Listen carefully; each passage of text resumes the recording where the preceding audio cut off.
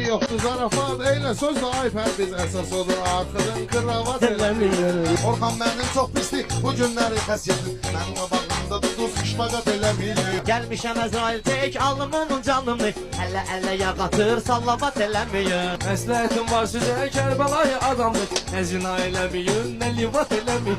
Eləmək istəyirsiniz səhərə dünəşənə. Bu dəqiqə eləməyin, bu saat eləməyin. Səndən zəhrəm çox gedir, ay həbbi o nömrəni. Seriz bu qızlar bizə bir rəzət eləməyin. Zəhmət çəkildir gedim bir dənə nömrə alınsız. Həzər işənin nömrəsin dublikat eləməyin. Mən oturub yerimdə, içirəm öz çayımda. Mən bilirəm işimi, mamişat eləməyin. Oturursunuz stola 50 stəkan içirsiniz. Sonra belə eləyib buksavat eləməyin. Axırın zulum kanı qatıqlayır vuranda. El şansın bundan sonra nalivat eləmir. Deyirsiniz mənim kimi, deyin bu cür meyxana. Dilviz topuq vurmasın, tat eləməyin. Deyirsizsə bugün də mənim kimi deyirsiniz. Patsuzsuz pat pat pat pat pat pat eləməyin.